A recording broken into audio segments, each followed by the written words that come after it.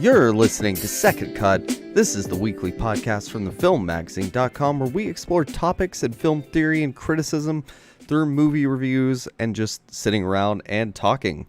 I'm Jacob, and I'm the one who has forgotten to take off his heating pad. That's the all I know is that I don't know nothing argument. Well, then you must know something because you don't know nothing. That is something, and therefore going like that. Wait, Kieran, do you want another crack at that? Because I realized I forgot to turn on your audio. So, Sam, who are you? Did you forget my audio as well? Yes, I didn't hit it until after Kieran said his. All right, I'm the one who is celebrating the film industry starting up again. Woohoo. Yay. And I'm Kieran. I'm the one who still has nothing for this segment, even though he's given a second chance. Yep. Gave you take two. We gave you a second cut. There we go. That's We're it. in there. Show's over. Yeah, that's it. Goodbye. Yeah, no. This was meant to be on short films as well, which is the irony. No. Actually, that would be great if we did want a short film, but did it as long as like Showa or something. Yeah, do one on short films and make the episode about 5 hours long, and then do one on epics and make it about a 10-minute discussion. I think we could do it. Yeah. So let's waste the audience's time a little bit more. Yes. All right. So I don't think we got any responses to our calls for thoughts on women in film. So yeah, we could just go kind of right into this. We're talking about women behind the camera. So obviously, you know, I think in our culture, Western Anglo culture, actresses are recognized a lot. But behind the camera is kind of where the power really is in the film industry, whether at the, running the camera, doing the lights, whether they're producing, directing, whatever level. I pulled up the study. This is from the, I think, University of Sandy. They probably say it in here. I don't want to say the wrong place, but the celluloid ceiling. It's a yearly study. And this year they found, this year they published that last year they found that in 2022, women comprised 24% of directors in top 250 grossing films. That is up 1% from last year. Or no, down 1% from last year for that. And then in other roles, women comprised of 19% writers, 25% executive producers, 31% producers, 21% of editors, and 7% of cinematographers in the top 250 films. So not exactly progress. No. Although it is gradually progressing from when they started the study. You know, you look at 2016, it was at 17%, and it's now in the low 20s. So... Yeah, and those notes, I've got the thing up now because we're literally seeing from the same hymn sheet here. That most of the things that have just been listed there are what we call above the line. So when you're doing a film budget, the above the line people are essentially cast directors, producers, are your main lot, and I think cinematographer is also above the line. And they're kind of the ones that you like, the main people that you bring in essentially for pre-production. And then when the production gets started, yes, you'd have kind of head of maybe art and costume beforehand, but realistically, it's kind of, they come in once most of the plans have been laid down, and then you get to below the line. So most of the ones you've highlighted there are above the line. Editor would be in post, obviously. And it should be pointed out that this obviously does not take into account, for example, the amount of people in hair and makeup, the people in catering, the people doing running the rushes back and forth, the people in grips and lighting, the best boys, which is a great part of the electrician department is best boy, which apparently they years ago wanted to change because it's sexist, and then a couple of like female best boys were just like, no, I worked very hard to get my title of best boy, keep it. So there's a lot of stuff going on behind the scenes. And when I was working on My Happy Ending, it maybe 60-40 male to female, but it's not like we walked around and if you saw a female working like in the camera department, it's like, oh my gosh, there's a woman on set. It wasn't like that, which I think sometimes it sounds like, oh, there's no women in film. It's like, well, there are. But the trouble is, you don't get the best Oscar for best catering. For You best don't boy. get Oscar for best boy. You don't get it for locations. These are just like roles that people are in. The production office, the people working out all the hotels for everyone to stay in the accommodation, and ringing up for the food for people, and just doing all the lot behind the scenes stuff in kind of the office that we had set up. It was about 50-50, if not 60-40 towards the female side as well. So, we are talking directors here specifically. But, there are lots and lots of jobs that, women are saying, and I'm not saying this is completely solved and there's no issues. But to say it's like, there's like only like 5% of the jobs in film are run by women is a bad thing to say, because it's not technically true, and you're looking at the big jobs that get paid, the hundreds of thousands on big Hollywood productions, and not necessarily everyone there. And which is also to say to anyone who's looking to get into film, on the off chance, jobs are there, and if you have to work your way up, maybe it's harder if you're a woman, and we're going to trying to change that, but there are jobs there, and there are lots of women working on the.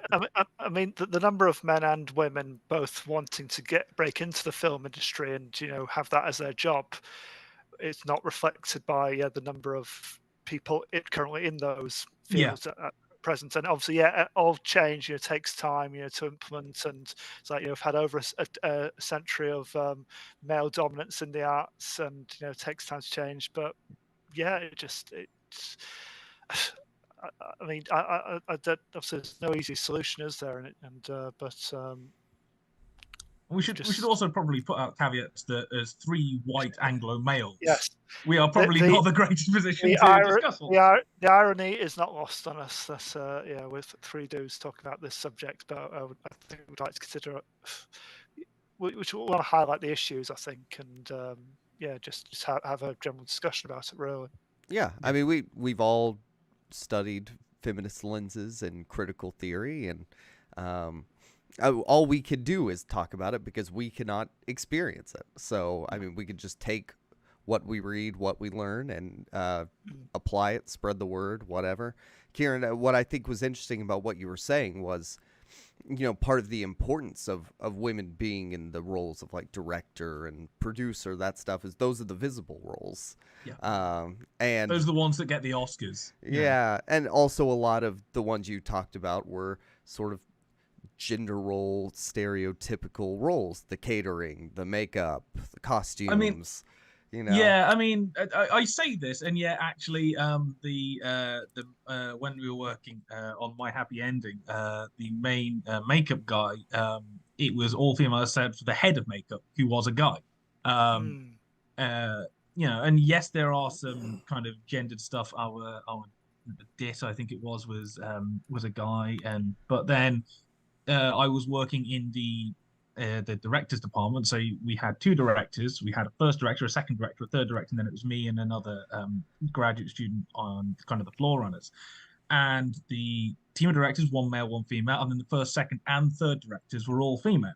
But the trouble is, again, even if you think about the Oscars, what normally gets name checked, it's possibly producers, and actually there are some very good, strong, high-up female producers, Kathleen Kennedy to name one. Whatever you think about her, she's a very important producer in Hollywood at the moment. There are, then you've got the directors, you've got, the writers, the cinematographers. I mean, the thing is, even cinematography, I'm thinking about the Oscars now, they were trying to get that cut off the show. The broadcast and then part, the broadcast part, and then even the things where kind of, even if it's gender stereotyped, kind of women lead the way in things like hair and makeup and costume and set design and art department and stuff like that. Those do get awards. They don't get broadcast. They don't get shown. Like, if you do, it's the other awards in the night, and you get like, oh, this film won a shot of somebody coming up to collect an award and about a 5-second soundbite on to the next one. So even the ones that women are playing, a very big roles in, are the ones that kind of get side-checked anyway. Well, in the recent past, it's, Greta Gerwig and Best Actress. Like those are going to be the biggest female names there. And you have to go. I don't even know. Has there been a year with 2 women nominated for, like, maybe not Best Director, but 2 women had directed Best Picture movies? No. No, I don't believe so. I mean, that was one of the controversies in the last few years. Essentially, but basically, just shove a load of men in there, and then you have your token woman, who's at least as if not more talented than the rest of them, and plenty of other examples of like sterling work from women behind the camera, and just seems to be still passed over even to this day. Well, we're here to not just to quickly name check that. I believe there are 7 women in total. I need to double check the list because I found it at some point. There are 7 women that have been nominated for Best Director. Only 3 have ever won it, and they've all been in the 21st century. One of them, I can't remember who it is, was nominated twice. So is that Bigelow, Zhao, and Campion? Yes, they're the 3 that have won it. Yeah. And I'm just finding an article to get the nominations because I think there's been another one since this, but I'm looking on just pure wow, I think it is. Lina Wertmüller, 7 Beauties, was the first person to be nominated. Jane Campion in 1993 was the second nomination. So she's the only person that's been nominated twice for the piano, and I think piano won. Have we done piano, Jacob? No, we did. What's the one with Mark Ruffalo? We did In the thriller. Cut. Yeah, I remember watching the piano for it. It's a beautiful soundtrack. Got nominated in 1993. 20 years ago was the 3rd nomination for a woman, and that is Sofia Coppola for Lost in Translation.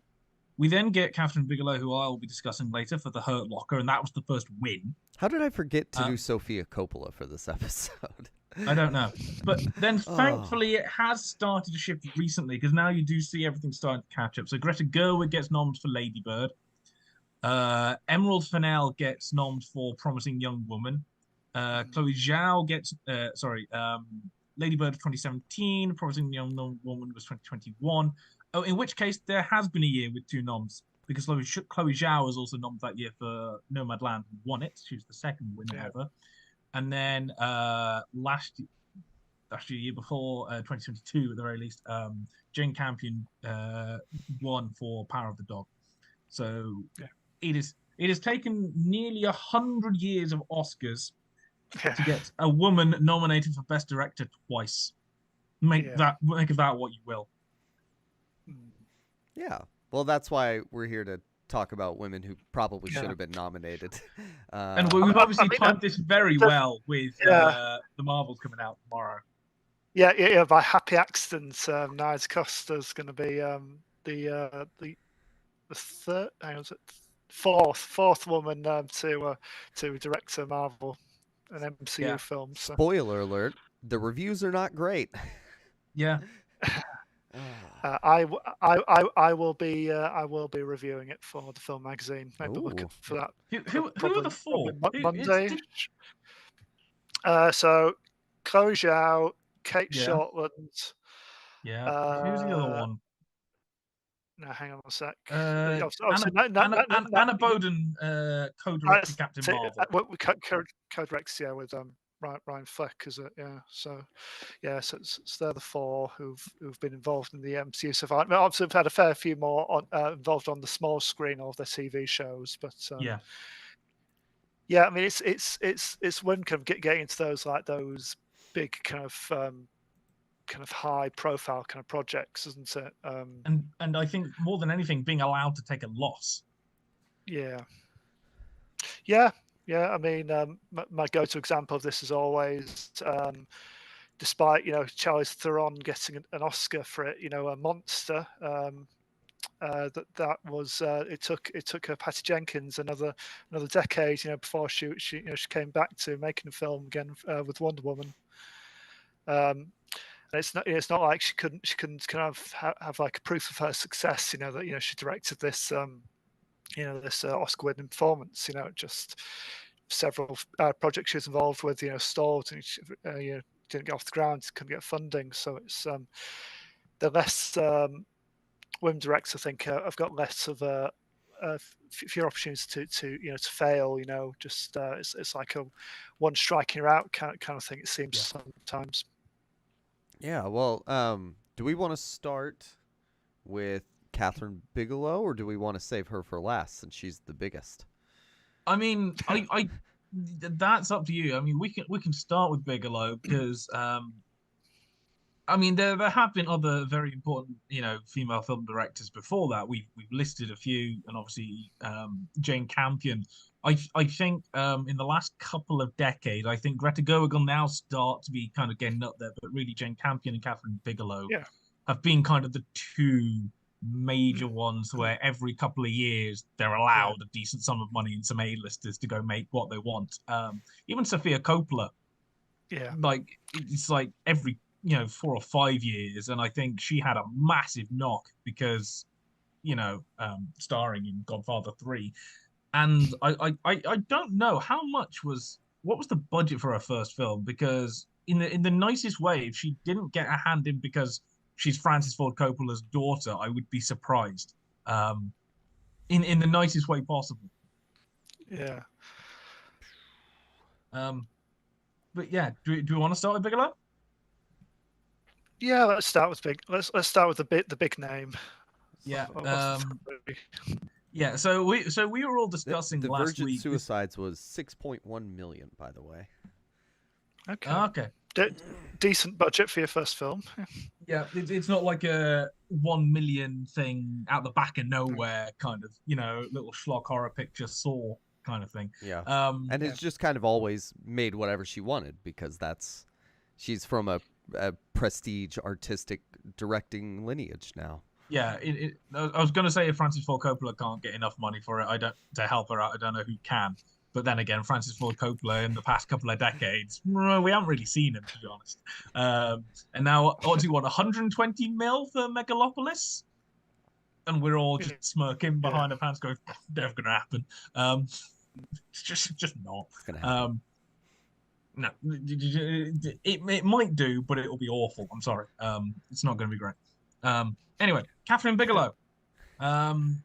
I do want to say the only Catherine Bigelow movie I have seen is Point Break. So you haven't even seen Hurt Locker? No, I didn't want to watch Iraq War movies in 2008 or whatever, and I just haven't watched it since.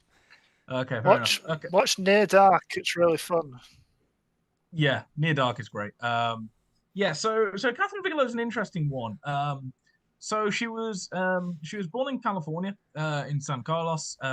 She went to kind of university and originally studied fine arts, and then she did a little bit. She also apparently teamed up, and I'm getting this off Wiki. She apparently teamed up with Philip Glass on a real estate venture. Philip Glass is a composer of many things, and this is actually quite funny. I can link it back in. Amongst many things that the casual viewer might know him for. He also did the score for Candyman. The recent 2021 adaptation was directed by Nia DaCosta. So I can bring it back however you want. So it's just really weird, all these things. And one of the other things I found hilarious is the fact that one of her, essentially she did that, went out for a bit, and then went back into the graduate film program at Columbia University to study theory and criticism and get her MA. Her master's, one of her master's tutors was Andrew Saris, who is a major exponent, or was a major exponent, kind of in the second wave, picking up off auteur theory, which is, for anyone that's studied auteur theory, is essentially there are certain directors that are almost a class of their own, like canonically great directors. And the original list, and it hasn't been changed that much, is incredibly white and incredibly male.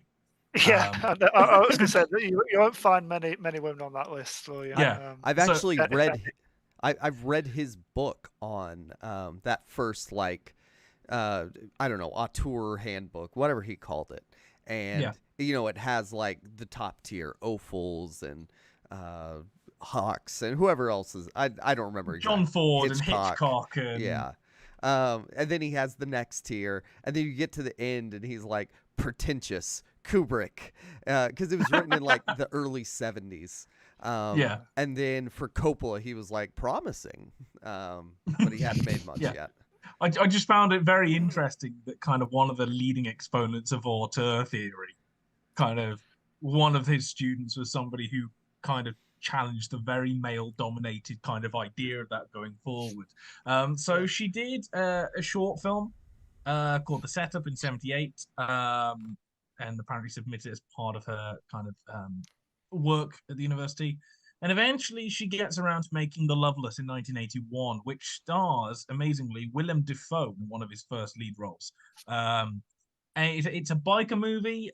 It's incredibly slow, it's incredibly low budget, and it's incredibly, we got some money together, we have a script, let's make something. So it's one of those ones where a lot of the dialogue isn't great, a lot of the acting isn't great. And it's one of those ones where it's kind of so slow that there's kind of long pauses in the editing between dialogue and conversations. So what do you do for fun around here? Not much. Not much, eh? No. It's one of those kind of really fun. It has some interesting bits near the end, and it's a lot better directed than a lot of first features would be. Some of the shots are very controlled, it's some, especially kind of late 70s, early 80s first features can be very point and shoot. And if anyone has seen anyone's first directing starting out in horror, lots of low budget were very point and shoot. This has a definite level of control about it. And then 6 years later, she comes out with Near Dark, which many horror fans will know of. And it's essentially kind of, you had two films, that vampire movies that year, kind of vampire punk kind of rebellion movies. You had Near Dark and you had Lost Boys. And this is kind of like the down south southern gothic road trip version. Whereas Lost Boys is almost kind of almost the Spielberg. I think the way to describe it is like Lost Boys is almost like a Spielbergian kind of. It's definitely more mainstream and kind of accessible. Yeah. Whereas just that bit, it's that bit nastier and kind of more kind of stomach churning, I suppose. It's a little bit nastier. And there are elements that you can see would go on to inspire things like the kind of Southern Gothic vampires comes back in something like John Carpenter's Vampires. And also, as I was watching it, because I hadn't seen it, I think it was one of those ones where I was like, I swear I've seen it, and then you watch it again and go, maybe I actually haven't. And it reminded me, I think there's a lot of inspiration for what would be in Doctor Sleep, the Shining sequel, the traveling kind of group, the Knot, I think it is, or something of the Knot. Stephen King's my favorite. That's it. And led by who's it that leads it? Another is Rosa. The Hat Lady. It. Yeah, Rosa the Hat. Rosa Hat, played by Rebecca Ferguson in the film. That's it. I could see her face and can't see the name. Essentially going around in a beat-up RV. They're described as vampires, killing people and feeding off to keep themselves living. There is very much a similarity there, and I would not be surprised if this was a direct inspiration.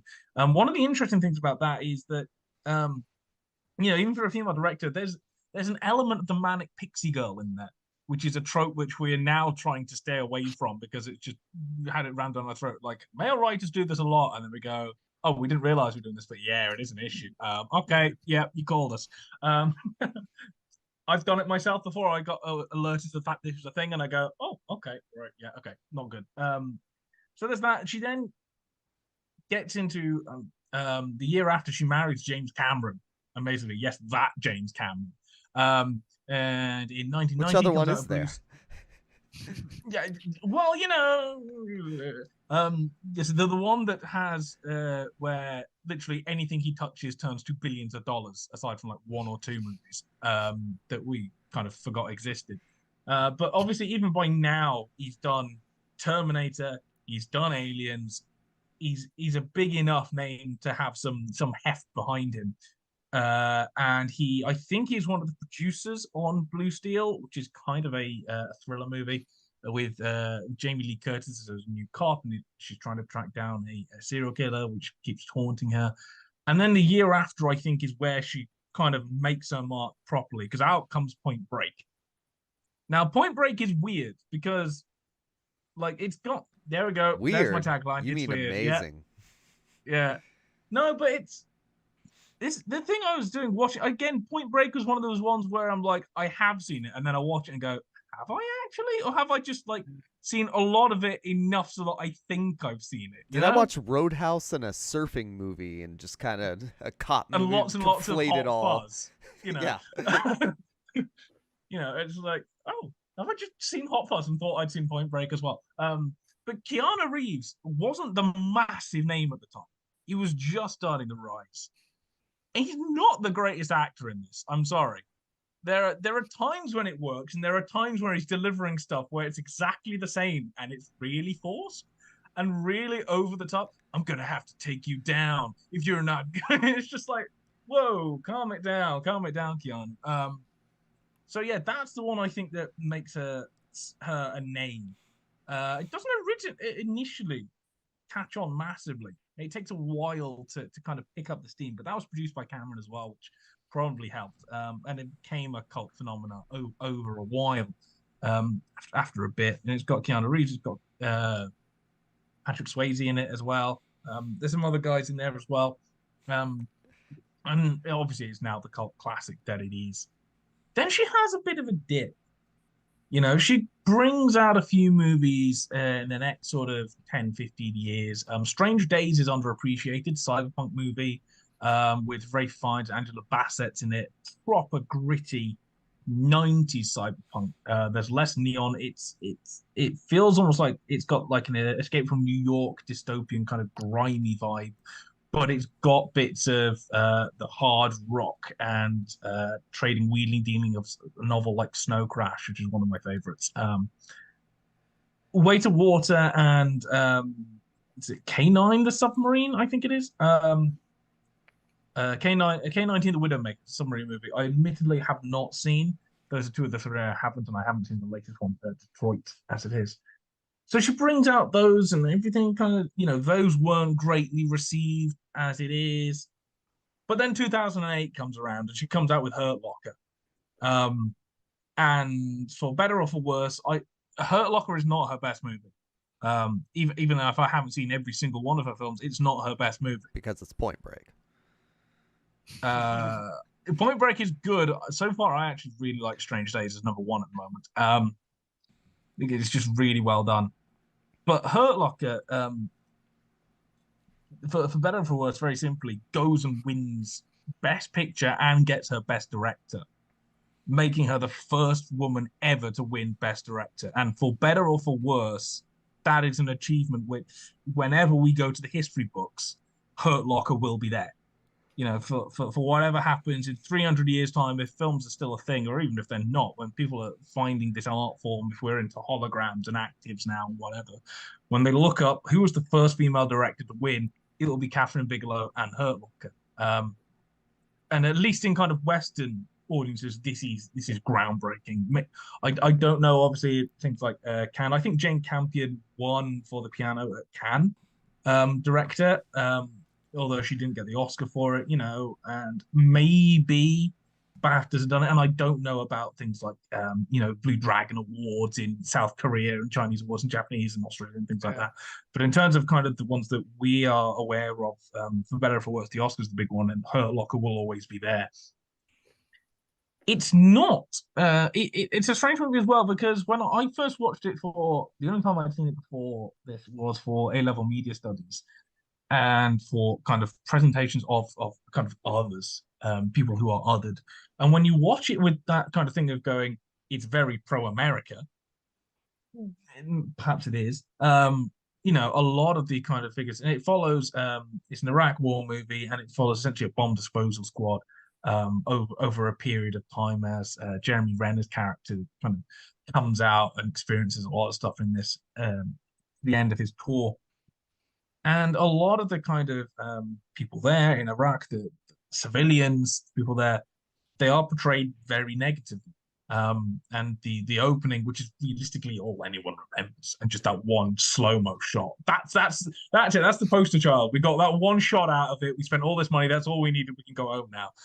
The rest of it we can hardly remember. But it's bomb disposal, and the person with the phone that's going to set off the IED is literally at a butcher's stall, and there are meat carcasses hanging down in front of him. There's no like easier symbolism than this to set off everything. Every time we see a person now, that's not American, they are a butcher. Even the good ones, the ones that have nothing to do with it, that's all we set it up. And there are lots of shots, and it is a film all about watching. Watching on the little robot screen as they go to detonate the IEDs, about being watched. There's people with video cameras, filming them at one point. It's a film about, all the people watching them, about them spying on the others and trying to do that. The Peeping Tom sequel we didn't know we needed. Yeah, but at the same time, there's lots of reflections there. There's, through the scopes of lenses, in water, in bits of glass, in mirrors, and it's shot differently to some of her earlier films as well. I was saying before how even things like Loveless was not a point and shoot movie. There are very, quite an awful lot of it is mounted tripods, and very controlled camera movements. Even something like Blue Steel, there's a lot of control in there. The Hurt Locker is directed differently. It's very much documentary style. There's lots of zooms and, kind of mid pans and stuff, which I equate with James Cameron doing in Avatar, and I still hate him for that. And it's just a thing that I really don't like people doing. I think David Gordon Green started doing it a lot in the Halloween movies. I didn't notice it in.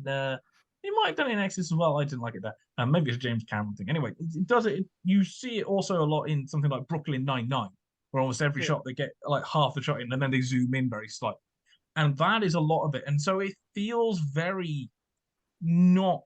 It's almost, I think, trying to bring about a kind of documentary, this is reality kind of thing. But overdoing it to kind of subvert that in a way, almost like double bluffing, reverse psychology, trying to overdraw your attention to the fact that this is meant to be real and reality, and this is how the Americans really were, which brings attention to the fact that it's not. And I'm wondering if that's anything to do with kind of the media at the time and how America was presented in the Iraq War. And to be honest, I haven't done as much research into this as I could have done. She was really influenced by The Office, I think. Obviously. Yeah, because then you get to Zero Dark 30 that comes out a few years later, which got nommed for Best Picture. Actually got nommed for Best And Director. has Jim. Oh? What? It has Jim from The Office. Oh, because yeah. I was thinking more also it's got Jessica Chastain, which got her first or second Oscar nom. Again, really well received. It got nommed for Best Picture, didn't win.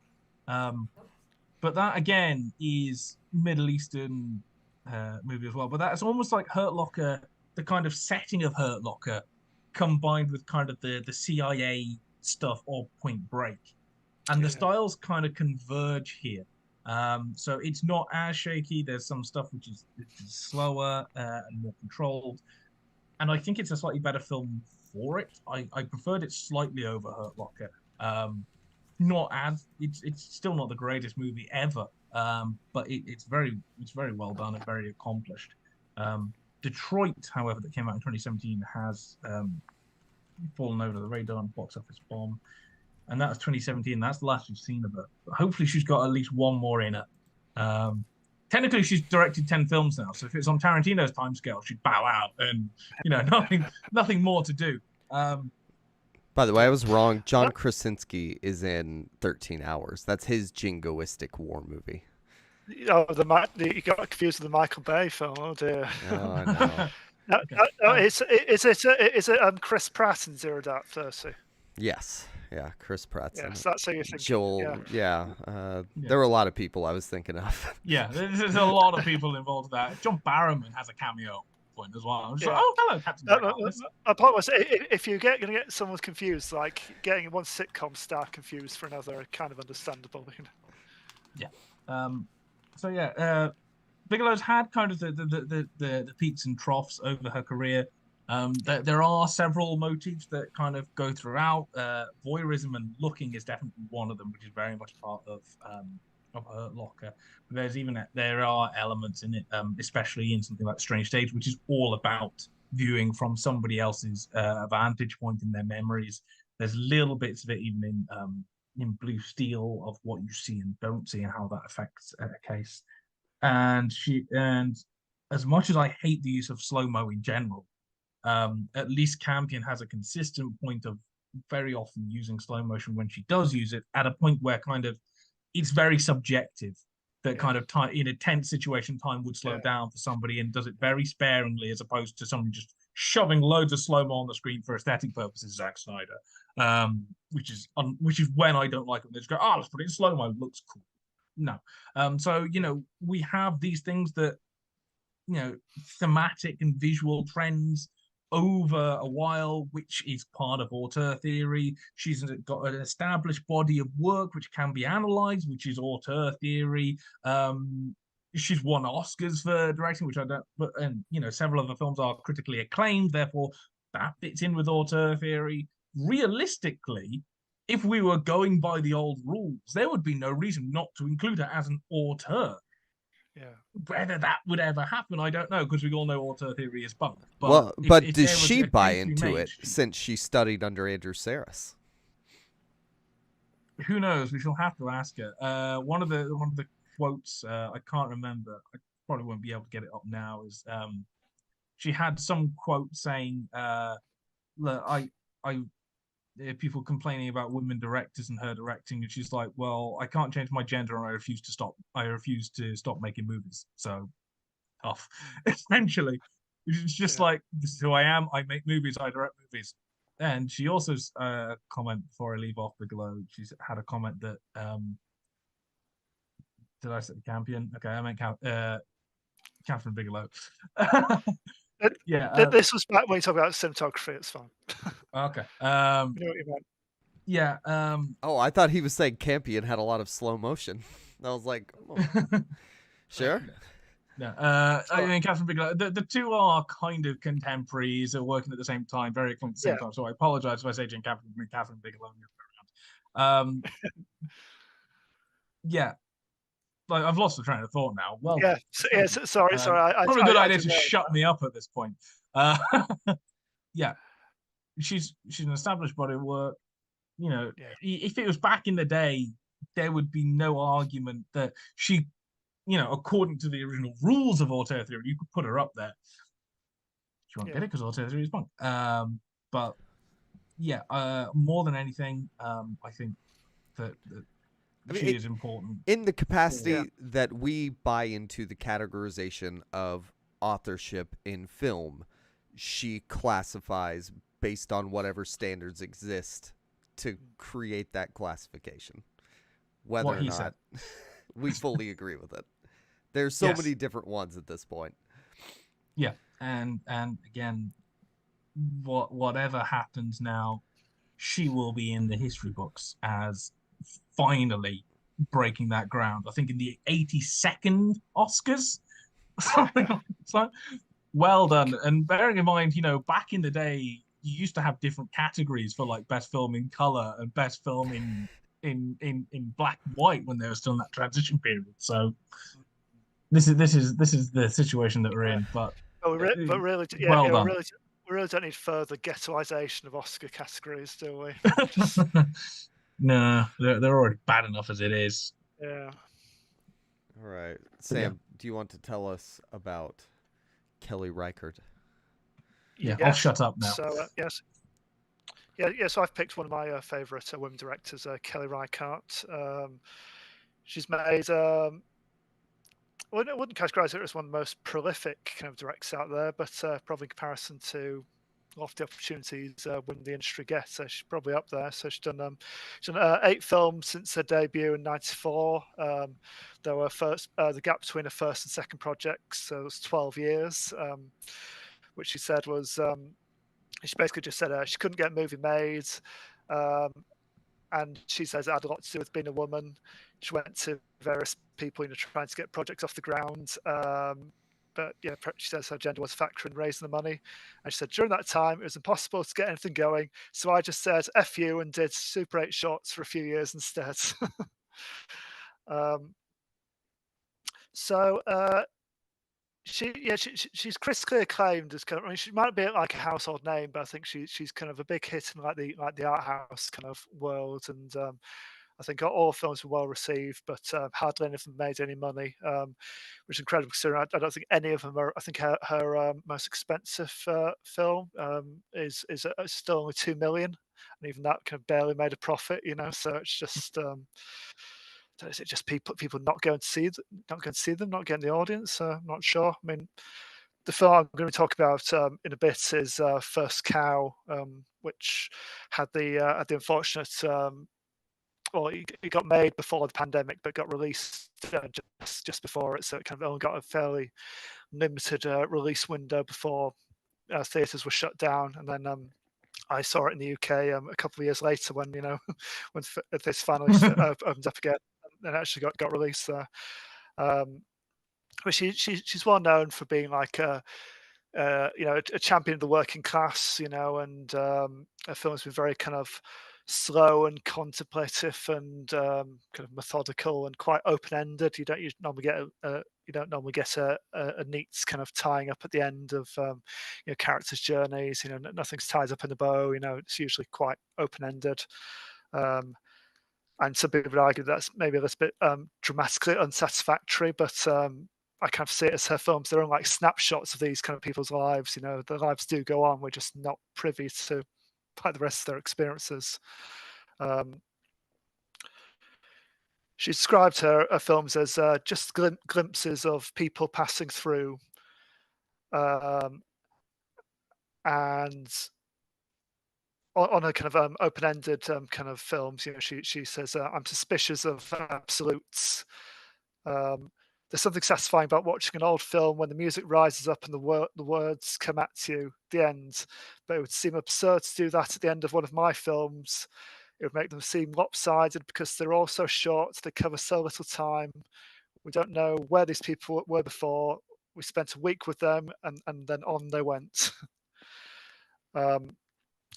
She's also well known for, I think, probably one of the few professional directors, I would say, who's been quite open about the fact that she continues teaching while she's making films. So in between the projects, she'll go back to school and she'll do some lecturing. She has got a residency at a university, and it's basically just to keep the bills paid, basically, because she'll spend all the time raising some money to get new projects off the ground, but after that, then she'll need to go back and supplement kind of her income, through teaching. There was a recent interview with her and Michelle Williams, and Michelle Williams is one of her frequent collaborators. They've done 4 films together, including her latest film, which is called Showing Up, and that's out later this year, I think. But Williams said in a Variety interview that Kelly spent a lot of time on friends' couches. Even as a revered filmmaker, she teaches at Bard College to supplement her filmmaking. And because she makes films so infrequently, she doesn't have health insurance for the DGA, and she has a theatre named after her, but she has to teach to get health insurance, which is a bit of a state of things. Welcome to America. Yeah, I mean, she's a lot of. I think a lot of women directors wouldn't have got their kind of their acclaimed kind of work. They've been critically recognised. And they've got a few notable films on their belt. They might try and make the leaps. Big kind of blockbuster projects. Like Catherine Bigelow did. Like Nides Costa did. Obviously go over to Marvel, and a few other people go over to Marvel and things like that. Patty Jenkins with Wonder Woman. But I think Kerry Reichardt, she kind of objects to that. That's again, even if she got the opportunity, I think she is one of these indie directors who would turn that down. I think would turn down like the freedom and kind of she always likes the limitations of a smaller budget and telling her kind of personal stories. Often the usual set in Oregon and kind of states like that. Like rural kind of settings and following just ordinary people in their lives. I think, as I said, yes, films that none of them have been box office successes.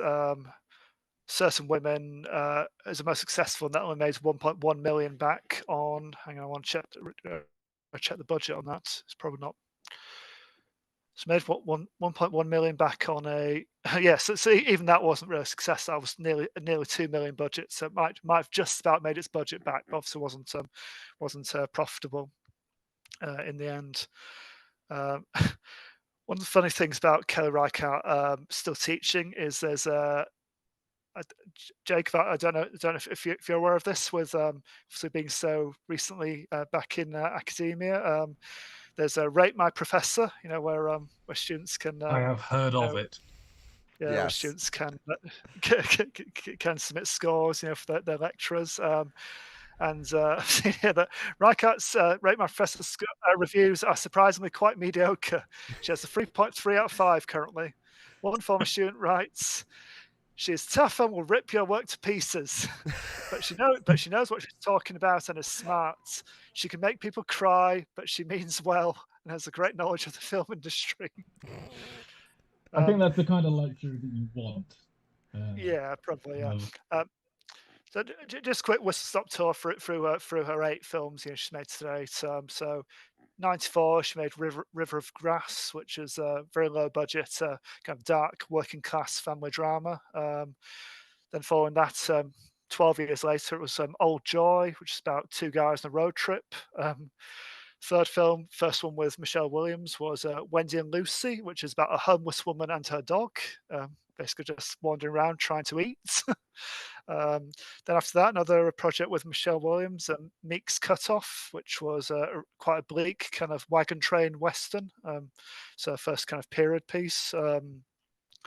Then following that, slightly more commercial, but not really, was Night Moves, which was an eco-terrorist thriller with Jesse Eisenberg. So again, aside from Michelle Williams, probably the biggest star she'd worked with up to that point. Then following that, she did Certain Women, which I said was one of her more profitable films and definitely one of her most acclaimed. I think it's the only one of hers in the Criterion collection so far. Take that what you will. And that's an ensemble drama set in rural Montana, following several seemingly disconnected kind of women and their lives and times, but turns out they've all got a little bit of a link. And that was notable for having Lily Gladstone and her breakthrough role. Obviously 10 years before Kills of the Flower Moon. And following that, she did her First Cow, which I'll be talking about.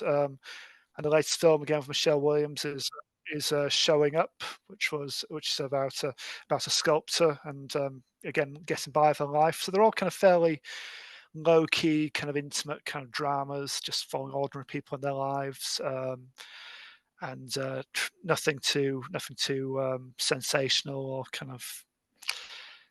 I think if you've been unkind, you say nothing particularly dramatic there, but I think slice of life, real. Kind of real for real people. There is something inherently dramatic about that. I think you can always kind of get on side with her kind of films. My favorite film of hers is First Cow, which is from 4 years ago. That's again another period piece set in Oregon, kind of like documenting like the early kind of early times of kind of settling in the territories, in the 19th century in the States. Does it use the Oregon Trail video game? Should do, shouldn't it? It's so it follows a forager called Cookie, who meets an immigrant entrepreneur, King Lou, and they strike a fast friendship, and they decide to make their fortune by through baked goods and selling them at a local settlement. But what makes their cakes like such a runaway success? They're basically like batter cakes, almost like donuts. Basically, what they're making is the fact that they're made of milk, and the only milk to be found in the territory comes from the only cow in the territory who's owned by the local landowner. Played by Toby Jones, and he comes by one day and really takes a liking to these cakes and says, "Oh, you should go and make these for a party I'm having." Little does he know that these 2 guys are stealing the milk from his cow. So it's a bit like, it's probably the tensest film I've ever seen about baking, I mean, it's almost like a mini heist movie. Where it's like they're sneaking into his fields at night, stealing the milk, going back, making all his cakes, and hoping he doesn't find out. But obviously, inevitably he does, and there's a bit of an upset from that. I mean, I might not have made that sound particularly exciting, but that's positively kind of thrilling, by Kelly Reichardt's normal film standards. I mean, Night Moves, I suppose, has them trying to set up a bomb on a dam at one point, so I suppose that's fairly tense as well. But generally, it's just a film about two guys trying to kind of improve their lot in life a bit, and there's sort of a bit of a queer reading to it. You could say, maybe that they're looking for something a bit more. Their friendship goes a bit further. It doesn't explicitly, but you could read it that way. But yeah, just these two like kindred spirits, kind of turn into petty crime just to make their meager kind of existence slightly more bearable. And it's quite interesting. It's one of those rare kind of westerns, which is what it is essentially, which kind of presents like a territory, like American frontier, as a bit of a cultural melting pot, because obviously so many different cultures and immigrant communities, made the trek across the states, and settled in these places. So obviously there would have been, it wouldn't have been a white kind of area. It would have been lots of different cultures and languages and everything else. Lots of different communities, trying to get by. Which isn't what kind of traditional westerns kind of have you believe, being that all westerns pretty much up to the late 20th century would have had it that they just towns full of white cowboys, shooting at other white cowboys, and never heard of any other non-white people. It's only just started to change really now.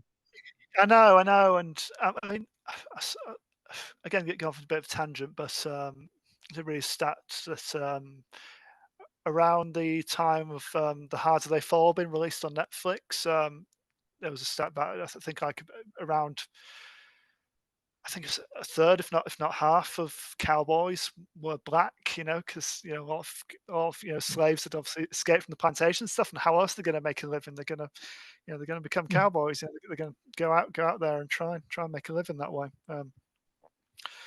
So yeah, I don't think Kelly Reichardt's ever likely to change kind of her working ethic. She is distinct. She's got certain kind of themes she comes back to time and time again. Certain things she likes to explore. All of films are always going to be small and intimate, and they'll take their time, but they reward you. You do get engrossed in them.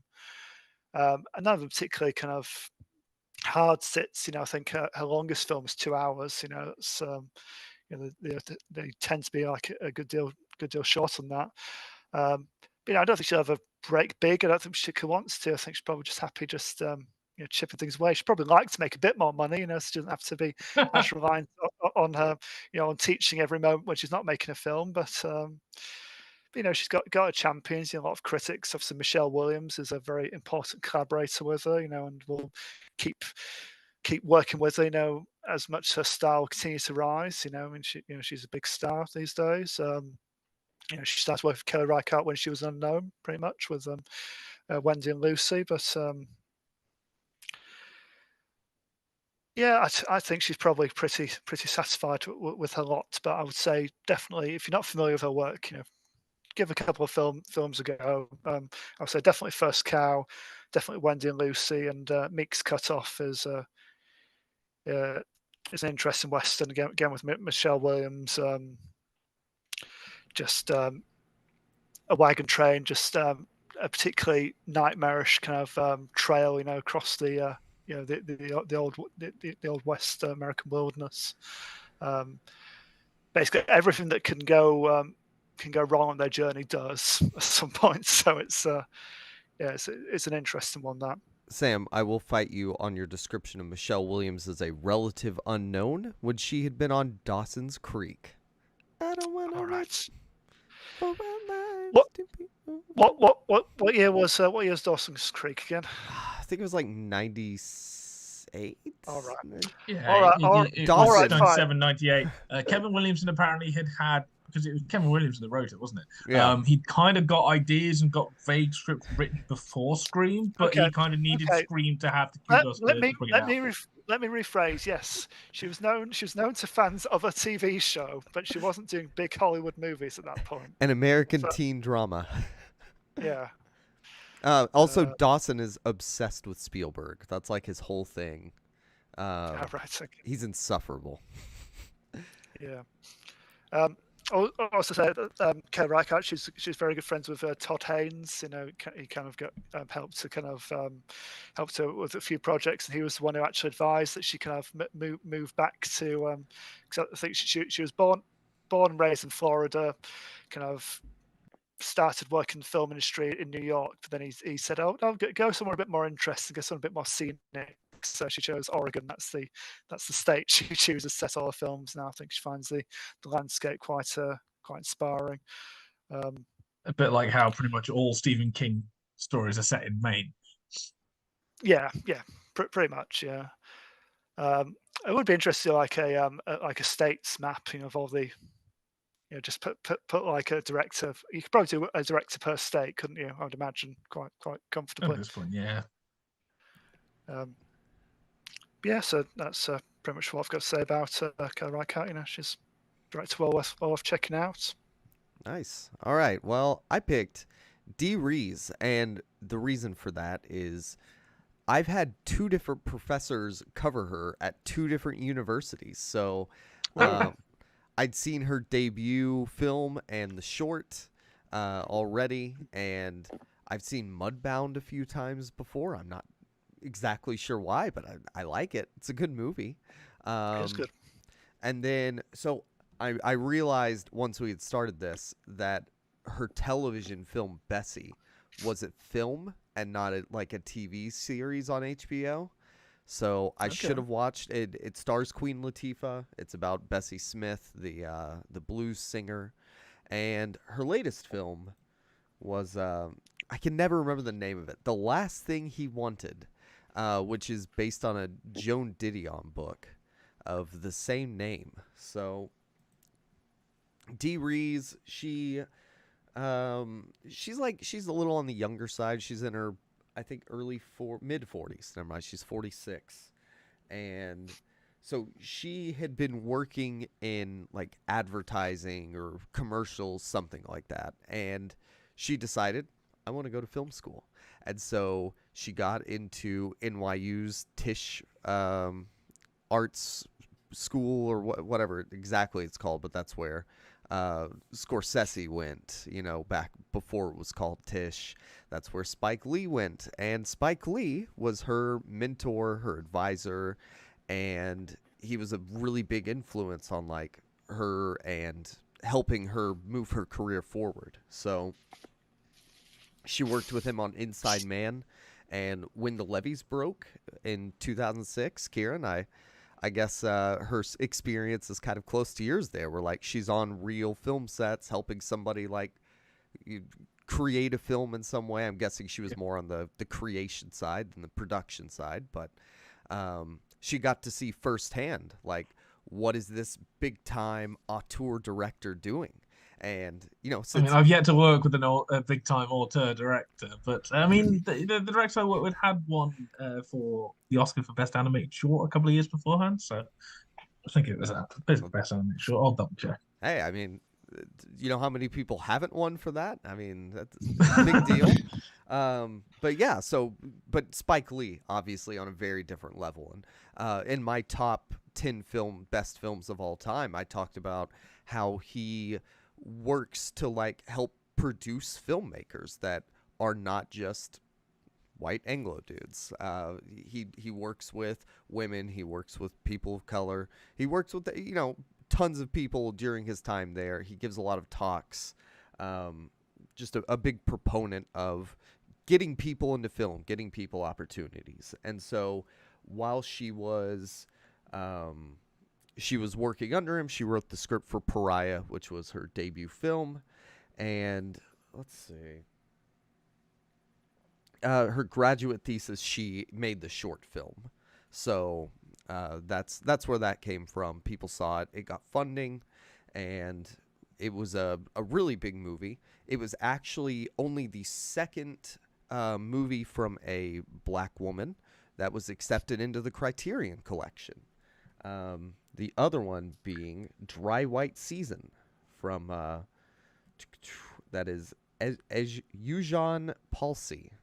Sorry if I mispronounced that, but that was in 1989. I don't know what year it was accepted, but that was the Criterion Collection's second movie from a black woman, and she got to go through the closet and, you know, pick out her movies or whatever. She went with Mouchette from Robert Bresson, Le Blanc, Always for Pleasure, a compilation of documentarians films from nearly 50-year career of Marlon Riggs, Tongues Untied, which was released as part of Signifying Works of Marlon Riggs. So she also picked A Woman Under the Influence from John Cassavetes. So yes, nice.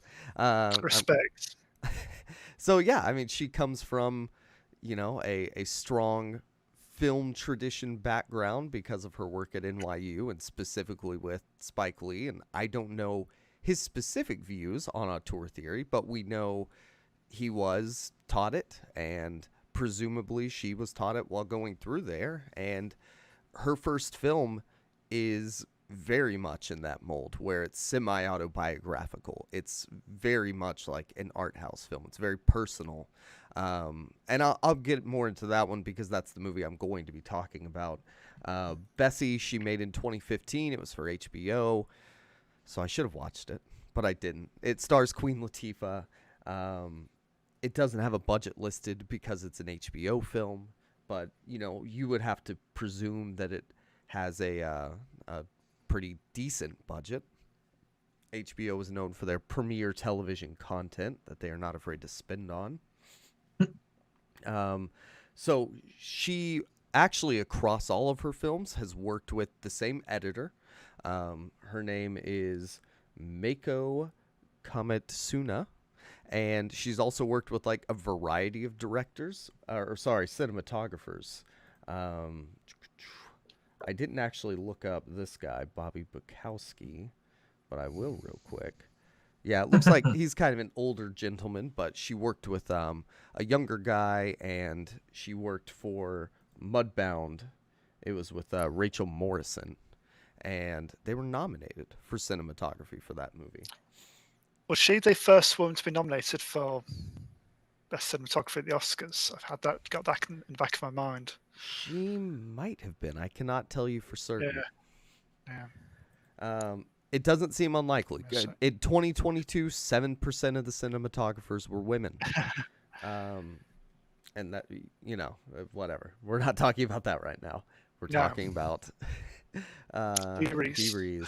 So she made Mudbound in 2017. That one's a story of two families in Mississippi during like World War II, and, you know, a couple of the sons go off to World War II.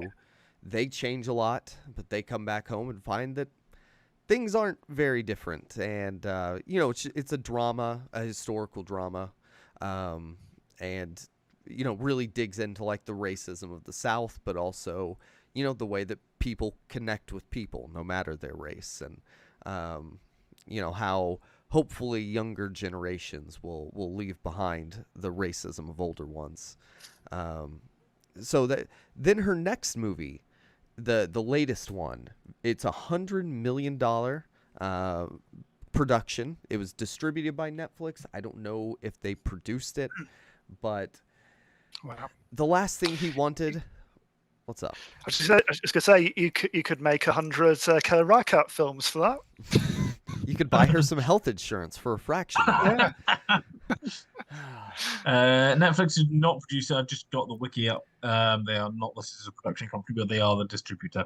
Nice. But I would very much suggest that they will have had some input into it, because quite often that's how a distributor works. And they're just like, yeah, produce it, but if we're going to distribute it, we want these things there. Or perhaps they will give more money to be allowed to distribute it if certain things are there. And the better the film and the more people are in it, the more somebody's going to want to distribute the film because they get the money back. Kieran, you say the people that are in it, and that's what this movie is, the people that are in it. Anne Hathaway, Ben Affleck, Rosie Perez, Toby Jones, another Toby Jones movie, Willem Dafoe. Toby Jones is in everything, we know this. Yeah, it's quite the cast, and it's very different. Now, I could see feminist themes in the film, and also like political themes as well. It's very much about like the Reaganite era, which is seeing a much, Anne Hathaway's character is a journalist. She like goes to a rally for Ronald Reagan, and it's very reminiscent of like the Trump rallies and liberal reporters going in and hanging out there. But she gets caught up in running arms, and it's very confusing. And it's following the book. I did know that. I looked up the book. I read about the book. I read spoilers as I was watching it to try and like understand what's going on here. And it's a big political conspiracy movie. It's not great. Yeah. I am looking at the ratings for stuff for it. IMDb has it at 4.3, which is ouch. As it is, apparently, according to Wiki, Rotten Tomatoes has 5% of critics' reviews are positive, average rating of 3.2. Metacritic has it at 35 out of 100. Like, this is... It's very much a far cry from her other movies. Its only accolade was a Golden Raspberry nomination for Worst Actress from Anne Hathaway, which is unfair. Like, here's the thing. It's not that bad. Like, it's fine. It's not the worst thing I've ever seen. I wouldn't, like, give it terrible ratings. I'd be like, this is a middling film. I think there's some interesting things to Anne Hathaway's character. Willem Dafoe is really good. Like, there's some positives in the movie. It's just, it's not great. It's whatever. Okay, no, carry on. I'll ask the question later. Okay. Meanwhile, Mudbound was nominated for like 4 different Oscars. So, far cry. But yeah, Pariah is what she's like really known for, and it stars. Let's see. Let me find her name. Her name is Abadero Oduye.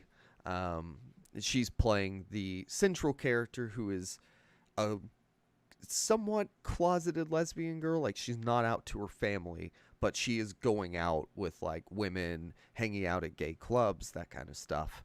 And her family's very conservative. Her dad, he's a little more open to it. It's her mom. Her mom's the big problem. And so there's the mother-daughter relationship. There's the friends relationship between her and her gay friend. I think her name's Laura. I guess I can just look over here and check. Yes, Laura, I had it right.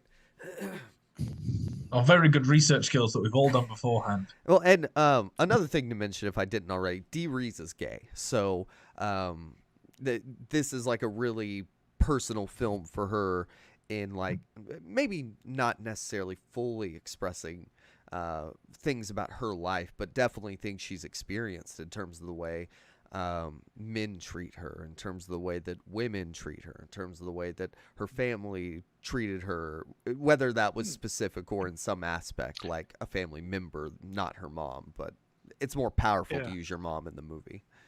Yeah, and like your lived experience always informs your art, It's it comes across as more authentic and genuine, and hard hitting for that.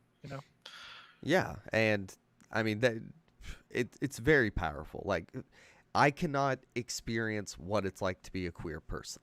I guess sexuality is a spectrum. I'm somewhere on it. I'm just more at the zero side, and she really gives a lens for audiences to experience, like, what's it like to be a gay black woman in, I guess, probably the mid-2000s, or maybe a little bit earlier. It's not quite clear what the timeline is. But, like, they're listening to music on a computer. They'll listen to some rock music, some underground stuff. They have like flip phones too, so it might be the early 2000s. And the main character, Alika, she is, she has her friend who's like very much sort of the butch style of lesbian character. She's very like masculine. She has like women around her all the time. And she doesn't really feel like she fits into that world. And her friend is kind of like dressing her, giving her clothes. And then, her mom is obviously trying to change her. She buys her like, here's a blouse that I got for you. It's pink. You're going to wear that to church. Her sister's accepting of her, and that's nice. Her dad, I would say, is accepting of her, but he's placating the mother and is not putting his daughter first in that sense. And so she makes a friend. So obviously it's called Pariah. She feels like a pariah. She's alienated from the people around her. She makes a friend because her mom forces it on her. She says, oh, you could walk to school together, safety in numbers. And so at first they don't like each other, and then they start to bond over music. And then they kind of get into a little flirtationship thing, and they end up having sex. And then afterwards, she says, oh, the friend, so she says, oh, I'm not like gay, I just like, women are fine. And so that just fully breaks Alike, and she goes home. And gosh, like there's a lot of good, lighting in the film, a lot of cool color. It's very much like it's very stylized, but feels real at the same time. Probably mostly due to like being in a real apartment, having real, phone, that kind of stuff. Authentic props. But there's a part where she goes into her room and it's just all black in there. It's a very stark difference from what the rest of the movie has looked like. It's a powerful debut overall. Like you watch that movie and you go, oh my God, I'm watching something like this is a very talented filmmaker right here. And so it makes sense how she went from that, a film that evokes so much empathy and could give viewers, something that maybe they can't experience themselves, and something that's personal, something that makes comment on something relevant to discourse in America, where we didn't even have gay marriage in 2011. And then putting, that into a black context too. She goes to a like gas station, and there are these guys making fun of like gay people in front of the dad, gay women, and one guy's like really aggressive about it. And it's not hard to see how she went from that to making all of these kind of bigger historical dramas that have like big name actors. And her first two were obviously much more successful than the third one. She's been working in TV for a while too. So hopefully she'll come out with another feature within the next couple of years. But yeah, it seems like she's kind of settled into making historical drama. Maybe that's something she's always been interested in. I couldn't quite find, quotes about like, here's why I did this, here's why I did that. It's more just like talking about the movie, relating to characters. But yeah, it would be nice to see her do something else like Pariah in the future. Obviously, she doesn't have to. Make whatever you want. Yeah. Go make your money. Do what makes you happy. But yeah. And you hope that like 100 million projects, not going down as well as she hopes, isn't like a career killer or anything, know, because I think more women directors need a second chance. They need to be able to make as many mistakes as the men do. Yeah, and this is something I was going to bring up as well, because this seems to be a trend which is going on now, and I've brought it up before, of the studios being under pressure to hire women directors. So you have directors that have made 1 or 2, maybe 3 movies that have gathered some acclaim, maybe sort of a 10 mil budget max, and suddenly there are like 100, 150 mil on a dodgy script for major studios. Suddenly you've made the Marvels. Well, this is my thing. Nia DaCosta, the Marvel's coming out tomorrow, is not got the greatest reviews so far, and this is what, her 3rd, 4th movie. something like that. Chloe Zhao, Nomadland was her yeah. third feature, and Eternals was her fourth. You know, as you were saying there, Des Reese, this was the last thing he wanted, a third feature, at least for the big screen. You know, she'd done 1 or 2 bits for HBO and stuff like that. And then, like, I mean, even Catherine Bigelow, I've just found out, like, in the last month, apparently, she's going to start shooting her 11th film. So ignore my 10 film. Is it a Marvel movie? Earlier. It's not. The only thing I know is called Aurora, but she's starting to shoot it apparently next year. But even this is the biggest gap she's had. Is it? I wonder, you know, is it because a lot of these kind of even bigger directors have time? I'm thinking, I don't know, I'm going to pick out somebody like James Wan. You know, he had several films before they went, yeah, go at it with Fast and Furious. He'd made sort of 6 or 7 features, and not all of them are great. Dead Silence just disappeared. He had made some blockbuster level horror stuff too. So, yeah, but even those stuff is like, what, The Conjuring's got to be Insidious, like 10 mil max. You know, is it a thing where and you know, some directors are able to just go massive money and go for it, fine.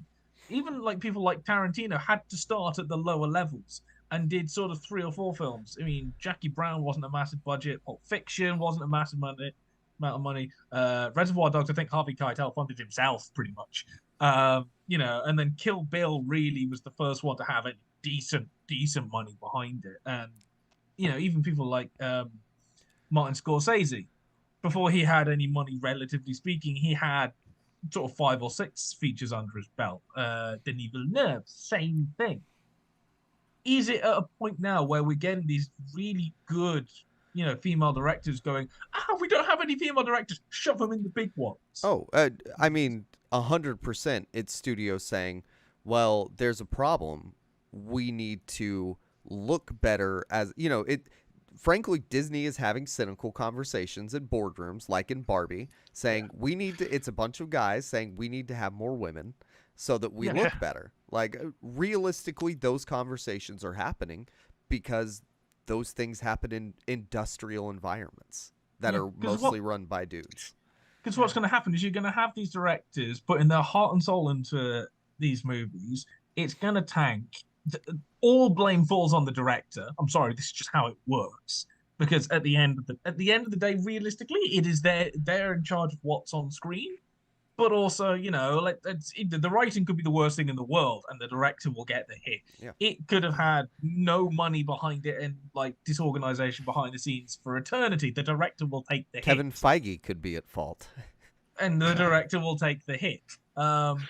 And you know, when you've got these directors that have got sort of 7 or 8 features slowly working up, normally they've therefore got the accreditation behind them that even if they have something hit them, within 2 or 3 years they're back doing something else. Even I'm gonna bring up Shyamalan. You know, he had a body of work that even when like everything massively started going downhill in the late 2000s, 2000s going to 2010, like Avatar and Aftermath and stuff like that, he was able to kind of fall back. And 2 years after Afterearth, he came out with The Visit. The next year, he came out with Split. You know, he got the body of work to be able to do that. Or is that going to, you know, hinder these directors that are on the rise? In that case, we're not allowing them the time to, you know, progress. And you know, we might get a lightning bolt out of the blue. You know, you may get somebody that's just every single thing they do is genius. But even for any director, that is incredibly rare. So what have we got? They can't fund these shorter films, as you were saying with Kelly Reichardt. It's like, you know, have to teach and everything to make it. Yeah. Critically acclaimed. But then as soon as they do one thing which is get any kind of notice, we shove them in something which, like, is, let's be honest, soulless mass media shoved on the screen, hundreds of millions, which is never going to do anything. It's a product. It's not a film. Yeah. I mean, I do hope with the success of Greta Gerwig and Barbie, that does result in Greta Gerwig getting a bank check and be able to make whatever she wants next. The Chronicles of Narnia. Apparently, is that what she's doing? Yes. Yeah, she is. But also kind of maybe gets a few more kind of talented female filmmakers their foot in the door. But equally, it's like everything that isn't a Barbie level hit after that shouldn't be kind of deemed as like, well, that's it, that you had your chance, you're out. It's it needs to be just the same level of scrutiny, the same freedom, I suppose, needs to be applied to any woman who wants to make that kind of scale project as the equivalent man. It's the double standards that's the problem, and getting women into those like top positions in studios and everything, producers having their voices heard and everything can make a difference, but it does take time to make those changes and for it to filter down. When you look at the numbers for women in behind the camera roles on female directed movies, those numbers go up, like up, if not above average, way above it.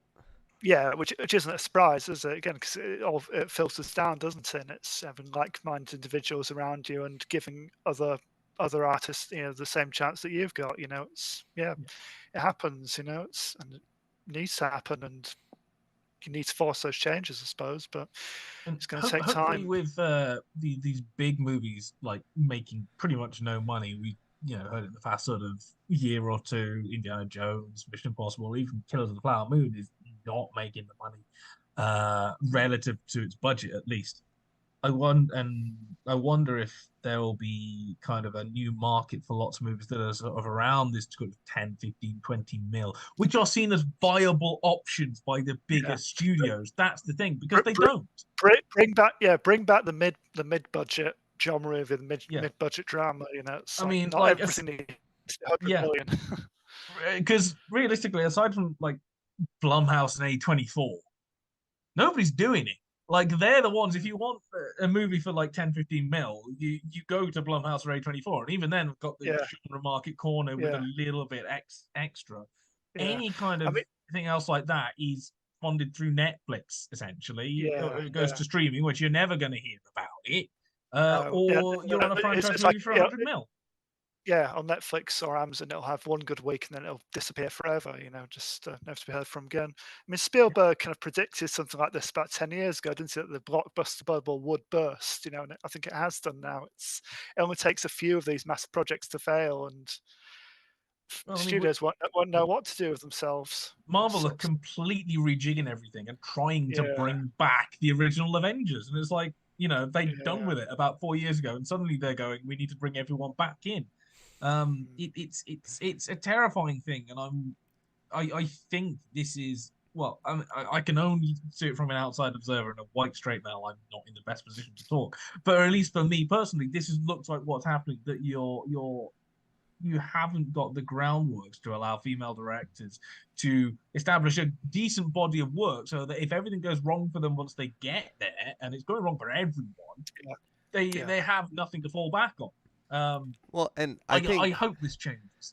We keep mentioning franchises, and how many female-driven franchises even exist? Like, I just Googled, I came up with Tomb Raider, but I wouldn't call that female-driven. Isn't that like mostly men directing those projects? Yeah, they haven't had one director of the franchise, I don't believe. Charlie's Angels, which there's like one movie I think made by a woman. Yeah, made by Elizabeth Banks, the most recent one. Like there are. I mean, as of this year, we've got Barbie, really. There's no franchise of successive films that I could think of that are female driven. No. And this is creative female driven, not just like female star. The nearest you can possibly get is, I think, something like Kathleen Kennedy behind the Star Wars movies, or I think one of the family have James Bond. Yeah, I was thinking in Indiana Jones. Yeah, because it seemed like the last one they were trying to set up for Phoebe Waller-Bridge's character to like have her own spin-off. If all else fails, that's the baton passing on. And I would pay to see that Phoebe Waller-Bridge, but that's never going to happen because Destiny completely flopped. Would we say that either of those franchises are more Kathleen Kennedy than George Lucas, though? No. Yeah. So because Kathleen Kennedy now has the reins, but they've been established by George Lucas. Either that, or give Ana de Armas her own series following No Time to Die. That's when she turned up for one scene, and everyone goes, "She's the best part of it." So, yeah. All right. Well, I mean, we don't have any solutions other than hire more women to work behind the camera. We can't do anything about it, so we talk about it. Yeah. Our solution is that gif of Saoirse Ronan from Little Women, just going, women. Yeah, that's our solution. Yeah. Look, I understand. Like they're probably reasons that women don't go into like full-time career directing aside from other stuff. Like it's definitely mostly sexism and just misogyny within the system. However, like, yeah, there are probably some women that are just like, I'm not interested in producing and all the stuff that comes with it. You know, I understand it might not ever reach 50-50, but can we get to like 60-40? You know, just I'm pretty sure women are a larger portion of the Earth's population than men. They live longer, and yet they are. All right. Well, on that note, guys, where can people find you online? You can find me at SSP Thinks Film and at the Film Magazine, where my review of Poor Things will be up tomorrow, I'm assured, so check that out. And I will also be reviewing Night Costa's The Marvels when I see it on Saturday, so probably look for that on Monday, I would imagine. But don't bother reading my things. Just go and read some stuff by some of the great writers, women writers that we've got on the Film Magazine. Because there's plenty of good stuff out there, and check out a lot of films directed by women as well while you're at it. Go watch some Lynn Ramsey or Agnes Varda or Celine Sciamma films. There's plenty to get at, and plenty of good stuff out there. I mean, one of the things, the Film Magazine does a 100 films challenge every year, and for this year, I made several categories highlighting them. So if it's a 2023 release, I'd put it in one color. If it's an animation, I'll put it in one color and stuff like that. One of the things I will be doing for next year is putting a female-directed category as well, because at the very least, you look down and you go, "Oh my God, this is how bad it is." Like even this year, I'm looking down and going, "How many animations have I watched?" 6 kind of thing, and you go, "Oh God, like I'm really not pushing the boat out." So I will be adding in a female directed category as well, just to at the very least remind me to check myself, because otherwise I'll go for the easiest thing possible, which is just some really schlock horror movie directed by a white male, and I won't do it. Go read Margaret's review of Bottoms, which is currently up there. Again, that's directed by Emma Seligman. So,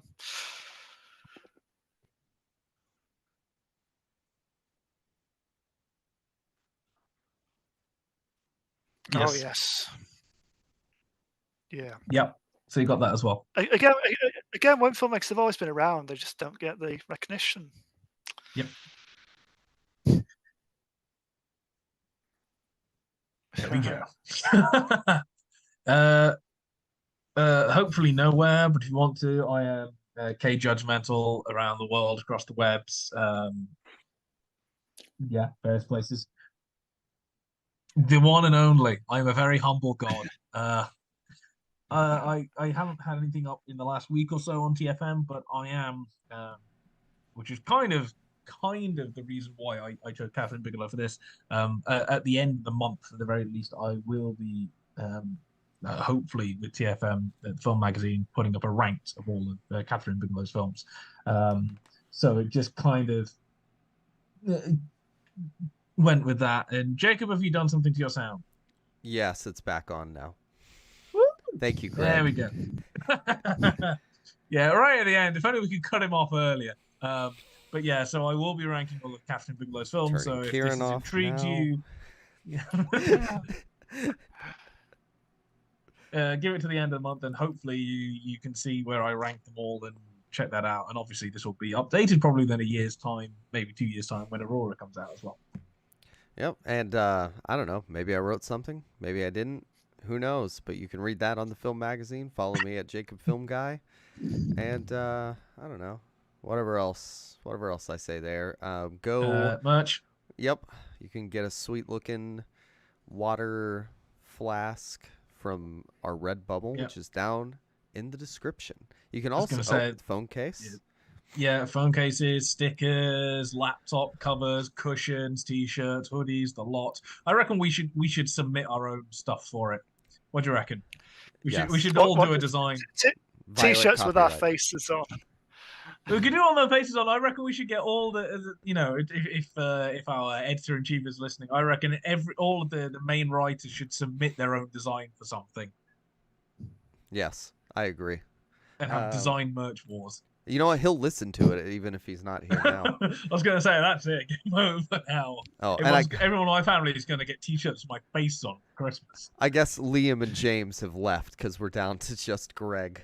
All right. And, yeah, buy our stuff. You can also just give us money. We accept gifts of digital cash at the PayPal. And this is TFM. This is not us. This goes to the site, keeping independent publishing alive in the world. I was going to say, yeah, it takes a certain amount to actually, pay to keep the site up and running every year. So all money initially does not go to us. It goes to them. Make our own Funko Pops. Now that's an idea. Oh, God. That would be amazing. Oh, what a plan.